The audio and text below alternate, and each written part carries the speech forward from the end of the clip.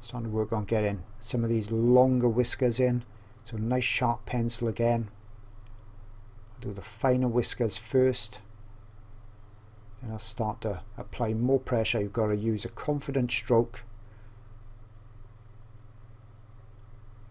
Getting that reference by the side.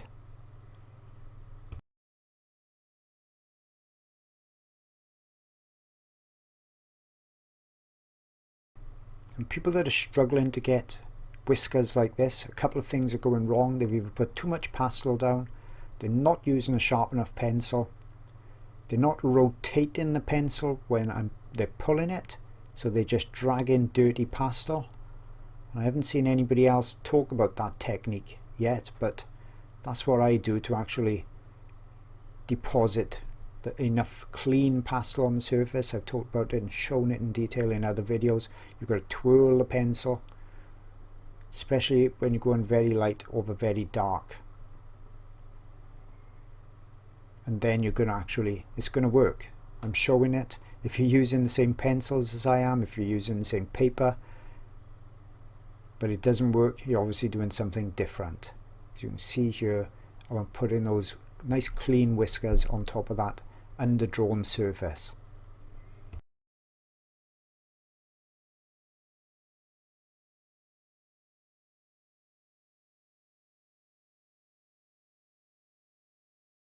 And then there's only a couple of fine black hairs, so I'm using that polychromos again just to pop in a couple of those little fine hairs.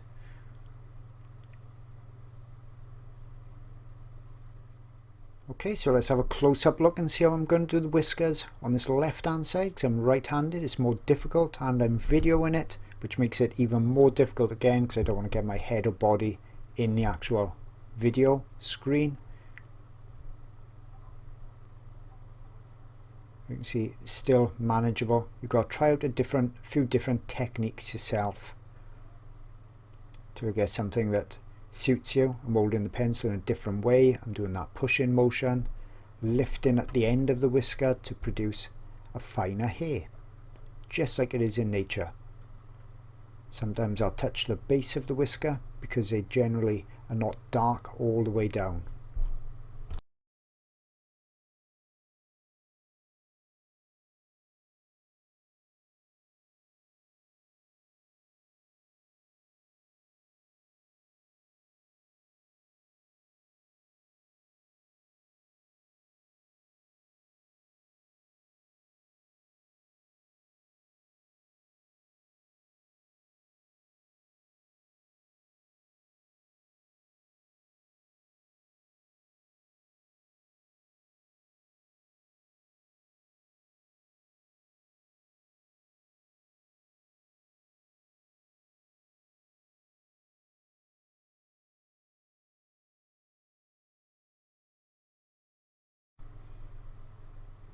Sometimes then you may want to stump or something just to blend in where the whisker goes into the muzzle area.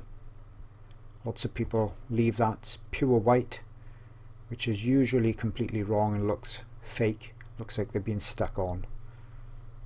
All these little details now count.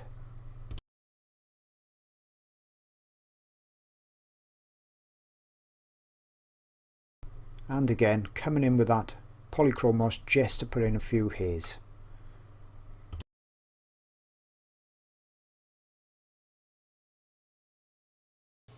If you're looking for even more great art sources, I've really got you covered. First off, I've got a Patreon channel. It's been going well over a year or so, packed with around about 50 or more videos and new ones every month. Lots of the videos are many hours long, so you can see they're really in-depth. Subjects such as turtles, birds, elephants, big cats, you name it, it's on there. So that's my Patreon channel. And also on that Patreon channel, before I go on to something else, I've got a secret Facebook group. So only the members are actually on there. It's the most supportive and friendly Facebook group that I've ever seen. I know I'm biased, but it really is. We've got 400 or 500 members on there, and they all help each other. So that's a great added bonus. That comes free with it. Also, you get line art every month as well, and we've just designed a brand new companion website for it. So if you've joined other Patreons and channels and you found it very, very difficult to navigate around, we got this free website that comes with it. All the videos are now just a single click away. It couldn't be any easier than it is. I've also got my site, jasonmorgan.co.uk, lots of tutorial videos, DVD discs and downloads on there.